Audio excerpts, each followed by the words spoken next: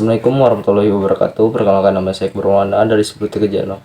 Kali ini saya akan menjelaskan kembali tentang 4 hal penting yang diatur dalam Undang-Undang Dasar hingga Dewan Perwakilan Rakyat. Ada 4 hal penting yang diatur dalam UUD. 1. Prinsip kedaulatan rakyat dan negara hukum. 2. Pembatasan kekuasaan organisasi negara. 3. Mengatur hubungan antar lembaga-lembaga negara. 4. Mengatur hubungan kekuasaan antar lembaga-lembaga negara dan dengan warga negara. Sejarah perjalanan UUD di Indonesia. 1. Undang-Undang 1945 adalah berlaku 18 Agustus 1945 hingga 27 Desember 1949. 2. Konstitusi Republik Indonesia Serikat 1949 adalah berlaku pada 27 Desember 1949 sampai 17 Agustus 1950. 3. UUD sementara 1950 adalah berlaku pada 17 Agustus 1950 sampai 5 Juli 1959. 4. Undang-Undang 1945 adalah Dekret Presiden 5 Juli 1959 sampai 1999. 5. Undang-Undang NRI tahun 1949. Hasil perubahan pada tahun 1999 sampai sekarang. Penetapan Undang-Undang Negara Republik Indonesia tahun 1945. Hasil perubahan. 1. Perubahan pertama. Pada tahun 1999 ditetapkan 19 Oktober tahun 1999 pada sidang umum MPR pada tanggal 14 hingga 21 Oktober tahun 1999.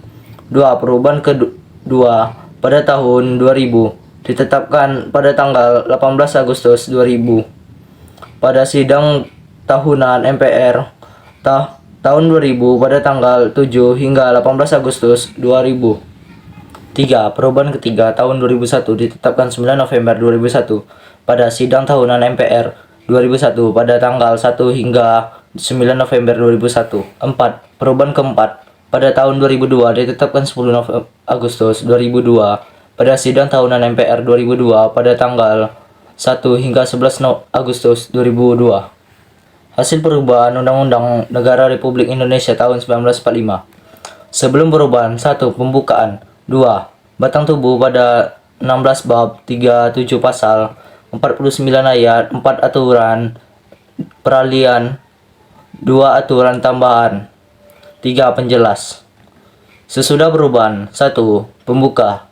2. Pasal-pasal 21 bab 73 pasal 170 ayat 3 pasal aturan peralihan 2 pasal aturan tambahan.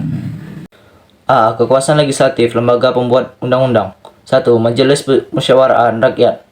Adapun wewenang MPR menjadi 5, yaitu 1. Mengubah dan menetapkan Undang-Undang Negara Republik Indonesia tahun 1945. 2. Melantik presiden atau wakil presiden hasil pemilihan umum. 3. Memutuskan usul DPR untuk memberhentikan presiden apabila presiden pangkat diberhentikan atau tidak dapat melakukan kewajiban dalam masa jabatannya secara bersama. Dan 2. Pasangan calon presiden dan wakil presiden yang diusulkan oleh partai politik atau gabungan partai politik yang pasangan calon presiden dan wakil presiden beralih suara terbanyak pertama dan kedua dalam pemilu sebelumnya sampai berakhirnya masa jabatannya.